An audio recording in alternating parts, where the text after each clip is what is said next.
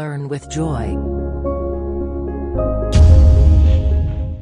Hi, hello champions. Good morning. This is your CA Trilok.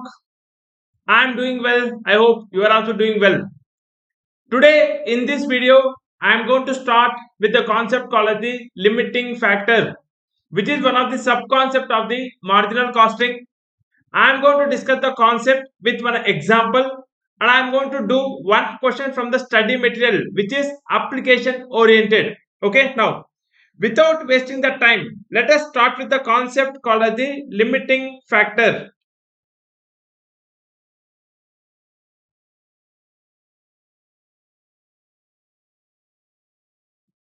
Listen, what is limiting factor?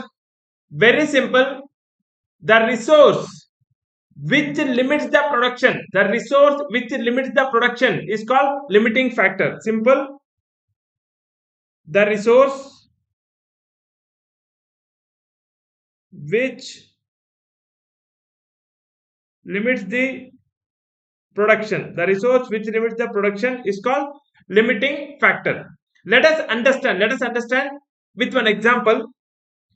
Suppose if you want to produce product X, what is the resources required? You require raw material, you require laborers, you require machineries, you require production capacity, you require overheads. When I say raw material, again we require raw material B, raw material C. When it comes to labor, skilled, unskilled. Like this, multiple resources required to produce any product. If one resource is not available, let me take an example. Raw material A is not available, or it is available in short.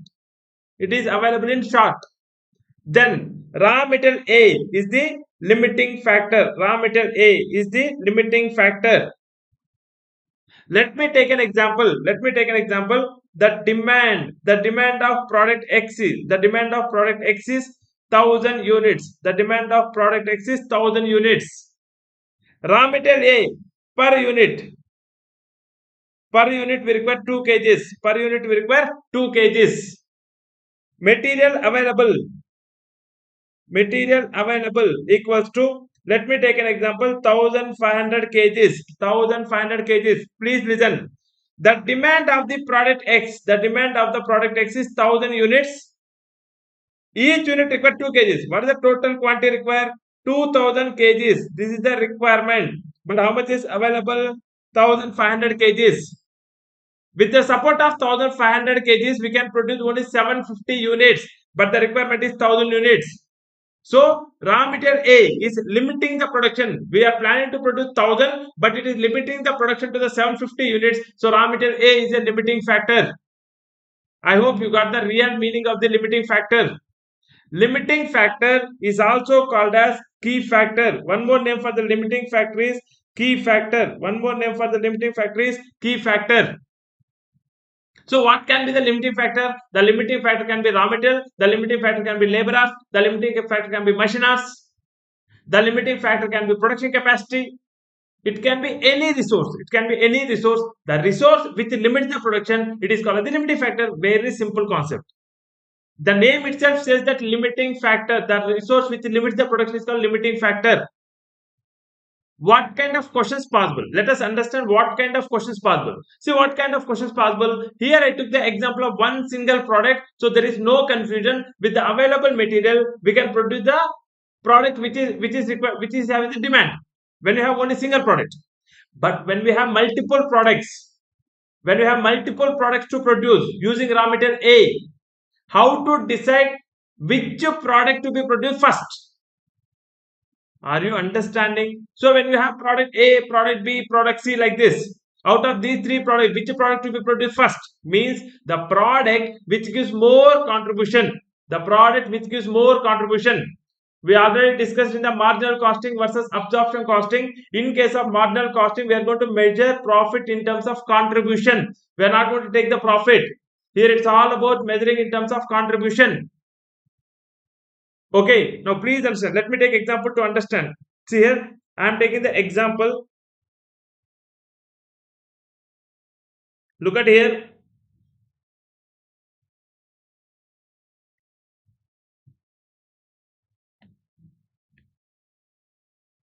Okay. Particulars, product A, product B. Particulars, product A, product B. Selling price, variable cost per unit, contribution per unit. Selling price of product A 10 rupees, variable cost per unit 6 rupees, contribution per unit 4 rupees. Selling price per unit 15 rupees, variable cost 9 rupees, contribution per unit 6 rupees. If I ask you the question, which product you will produce, means most of the cases student will answer product B. They'll think that contribution of product B is more. So they'll think that they'll produce only B. But please understand, product A is not giving the loss. When my question is which product you produce, means the answer should be both the products. The reason behind that is both the products are giving positive contribution. See, more contribution, less contribution, nothing but more profit, less profit. But still it is giving profit. Product A is giving profit. Are you understanding? So, when all the resources are available, raw material is available, labor is available, machinery is available, production capacity is there, overheads is available. When everything is available, we'll comfortably produce product A and product B. Why we will produce only product B? Product A is also giving contribution, but it is less than B. That's fine. Something is better than nothing.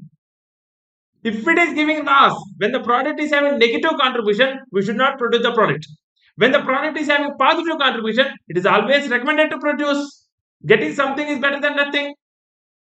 When if all the resources when all the resources are available, if the resources are scarce, then we have to think. Are you understanding? Now let me add few more factors to this. See here. The demand. The demand of product A is 1000 units. The demand of product B is 1000 units. Raw material per unit. Raw material per unit, it require 1 kg. Product A require 1 kg, whereas product B require 2 kgs. Now available raw material equal to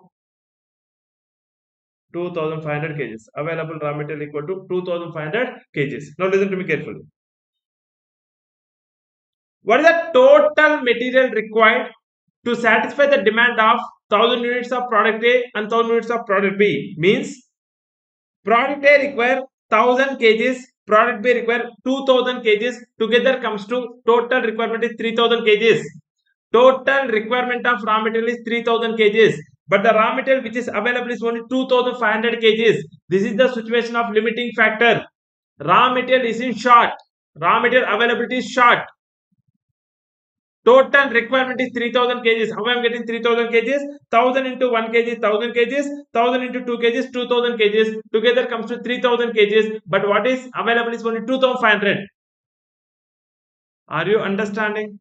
All of you. Now what we need to do? First, what we in this situation, first what we need to do is we need to rank.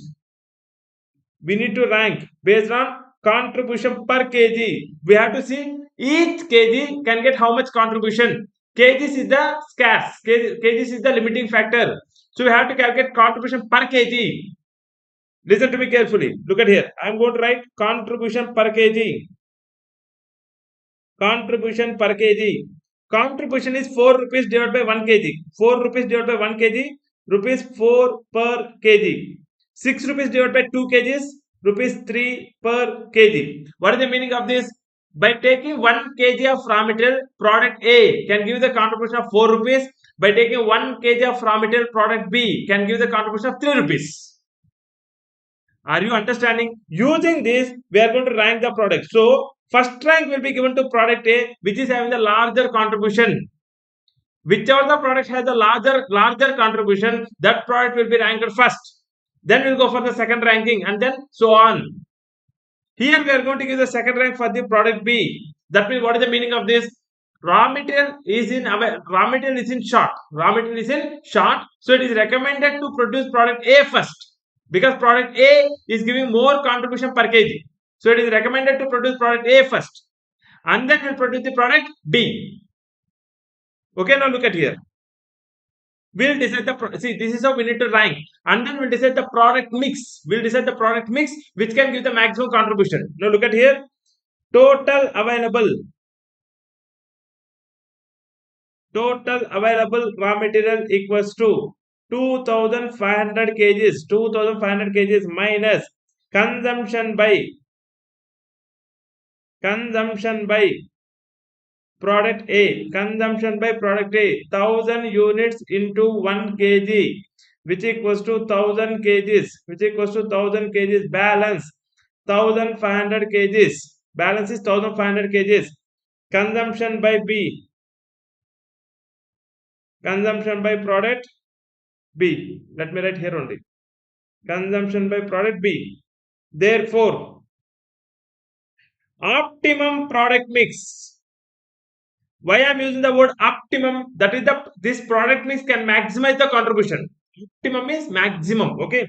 Optimum product mix equals to, okay, and let me write A is to B equals to A we can produce 1000 units, so I'll write 1000 units is to B we can produce only 750 units. Each unit requires 2 kgs.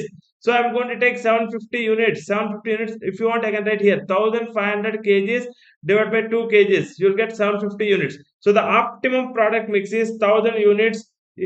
1000 units is to 750 units. This is the optimum product mix.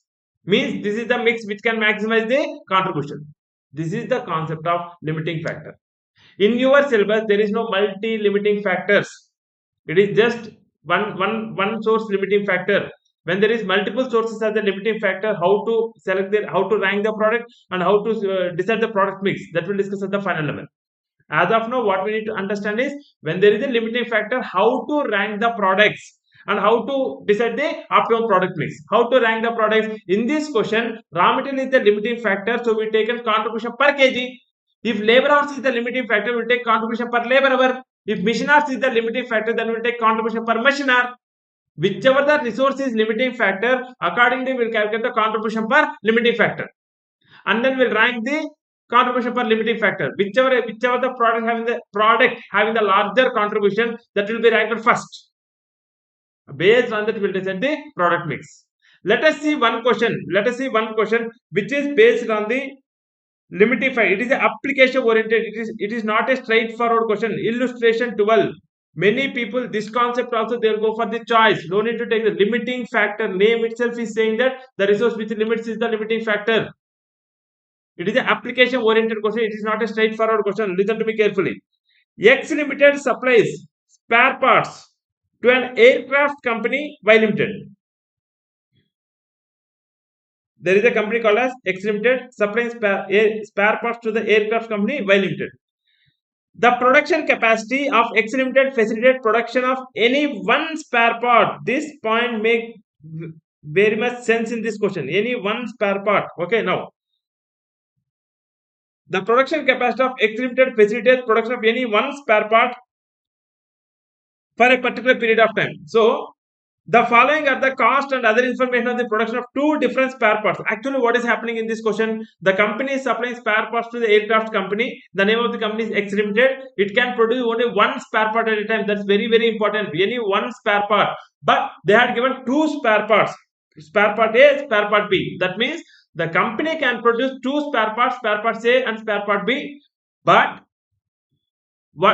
they're going to produce only one spare part. They have a choice, they have an option of producing two spare parts A and B, but at a time they can produce only A or B.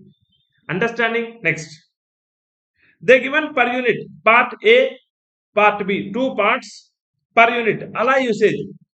See, there are three resources in this question. In this question, according to given information, there are three resources. Number one, alloy. Number two, machine time of machine P. Number three, machine time of machine Q. These are the three resources. Nothing else is given. Don't ask me, sir, where is the labor? Nothing has been given in the question. So, according to given information, we are going to solve the question. Listen to me carefully. Spare part A is consuming 1.6 kgs of alloy 0.6 hours of machine time P, 0.5 hours of machine time Q. When it comes to part B, spare part B is taking 1.6 kgs of alloy, 0.25 hours of machine A, machine P time, and 0.55 hours of machine Q time. Now, target price is 145, 115. That's fine. Total hours available. When it comes to machine P, the total time available is 4,000 hours. When it comes to machine Q, the total time available is 4,500 hours.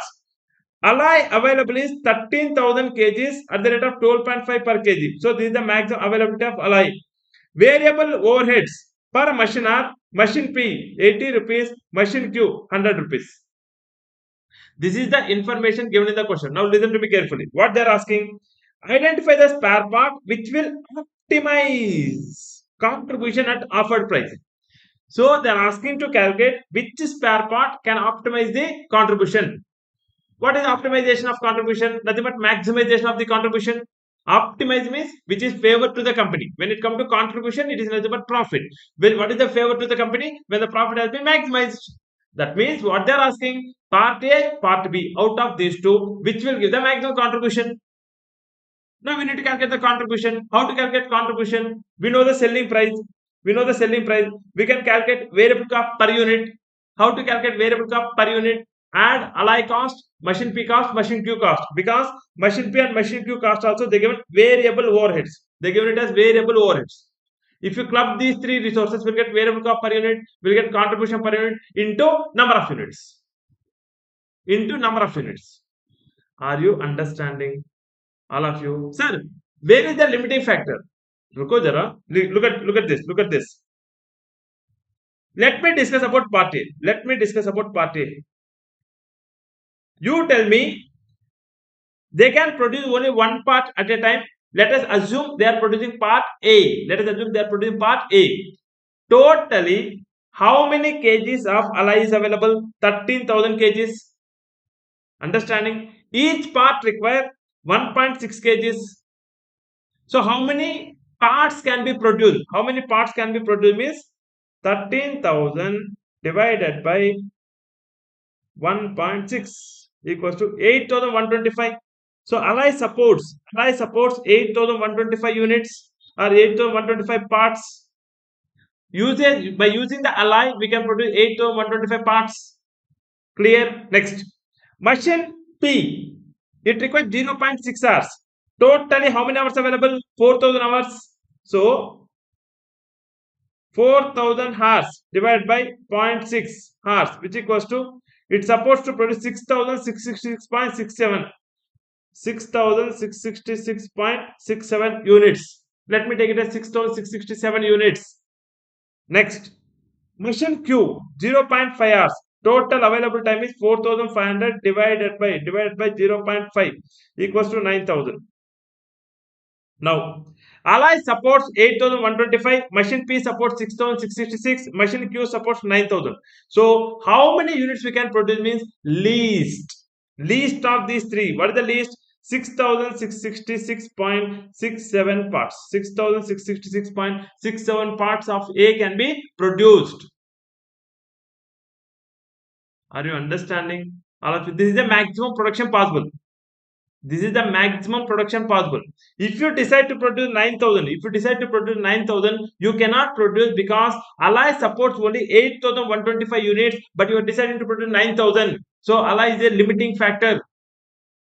Then machine P is also limiting factor because it can support only 6,666.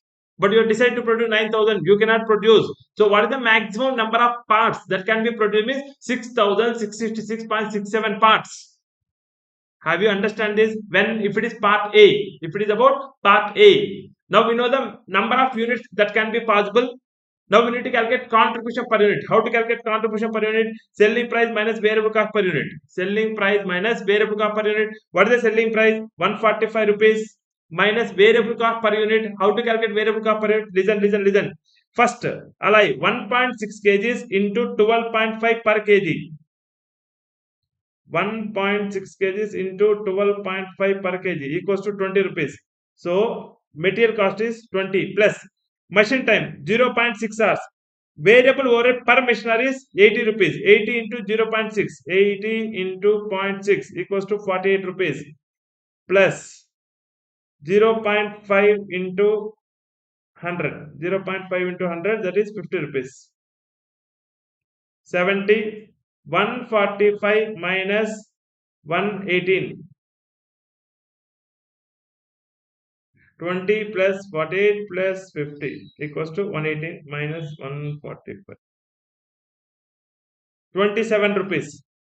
Contribution per unit is 27 rupees. Number of units is 6,666.67. 6,666.67 into 27 equals to 1,80,000. The contribution of party is, okay, let me change the color. The contribution of party is 1,80,000. 1,80,000. Done with the part A. Now we need to calculate for part B. How to calculate for part B? Now you know better than me. So simple. First we'll decide the units. How to decide the units? 13,000 kgs divided by 1.6.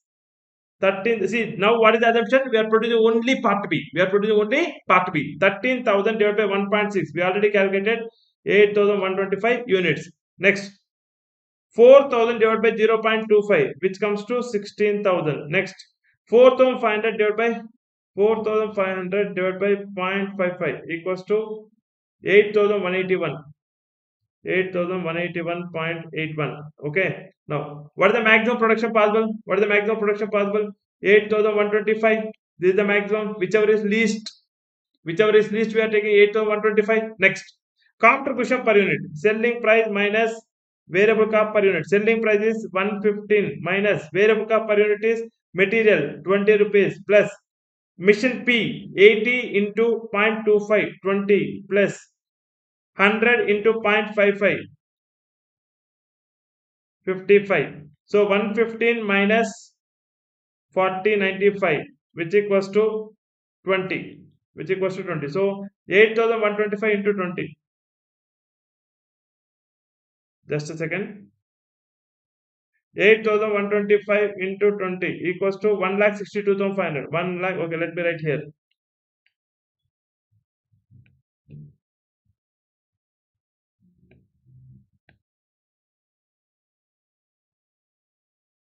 1,62,500. Now tell me which part will recommend. Part A. Will be recommending part A. Are you understanding? All of you. So that is the answer for the first requirement. If you look at the second requirement, if Y Limited reduced target price by 10% and offered 60 per hour of unutilized machine hour, calculate total contribution. Okay, what we calculate is correct or wrong? 1,62,500, 1,79,982. Here we taken the points. Here we taken the point. There they taken 6,666, but we taken 6,666.67, so that there is a slight variance. Okay, 1,79,982, but we are getting 1,80,000. 18 rupee difference because of the points. Otherwise, what we can done is correct, and they are also recommending part A. We also recommended part A. Now look at the second requirement. Look at the second requirement. What they are asking. If you look at the second requirement, they are asking if Y Limited reduces target price by 10% and offers 60 per hour of unutilized machine hour, calculate the total contribution from the spare part identified above. What is the spare part that we identified above? Part A. What is the contribution? Let me go by the study meter. 1,79,982. According to us, 1,80,000. That point difference is the difference is because of the point. Okay, now 1,79,982 is the existing contribution. What they stated, reduce target price by 10%. Target price, what is the target price? 145 rupees. That 145 rupees reduced by 10%. Now let me take that 145 into 10%, 14.5. Just for your sake, I am calculating. Otherwise, it is 145. Sorry, 145 into 10% equals to 14.5 reduction into how many units? 6,666. So what is the total reduction in contribution? 96,657. 96,657 is the total reduction in contribution because of decreasing the price. Understanding? Next. 60 per hour of unutilized machine hour. Unutilized machine hour. There are two machines, machine P, machine Q. Machine P, look at the machine P. Machine P, we are using full capacity. Machine P, we are using full capacity. Total production is 6,666. Look at here, 6,666 into zero point 0.6 equals to 3,999.6, nothing but 4,000. Total hours available is also 4,000. Total hours available is also 4,000. Look at here. Total hours available is 4,000. We are using full capacity of machine P. Now machine Q. Machine Q, zero point 0.5 into 6,666. 6,666 into 0. 0.5 equal to 3,333 hours we are using. What is the total hour? 4,500. So, see, 4,500 minus 3,333. See, let me explain this again. Each unit requires 0.5 hours. Understanding how many units we are producing? 6,666 into 0.5. So maximum hours used is 3,333. Total available is 4,500. So what is the balance? What is the balance? 1,167 unutilized machine hours. 1,167 into 60 rupees is the compensation. See what is happening? The Y Limited, the one who is buying the spare part. Y Limited is the company which is buying the spare part. They are compensating us for the unutilized capacity. So how much is the unutilized machine hours? 1,167 hours of machine Q into compensation 60 rupees into 60 rupees, which equals to 7,000, 70,020. 70,020 is the income we need to add. This is the due to reduction in selling price, decrease in contribution. Due to compensation, increase in contribution. We can take the net amount. We can take the net amount. Look at here. 1,79,982 minus 96,657 plus 70,020 equals to 1,53,345. 1,53,345. Look at here. 1,53,345. This is one of the application oriented question of the limiting factor. Many people will take this question as a choice. Don't do that. Very simple question. If you understand the concept of limiting factor, it's very simple question. Okay. Thank you. Today I am going to come up with one more video based on the labor variance and variable overhead variances. And one more video I am going to make it on the fixed overhead variances. Okay. Thank you.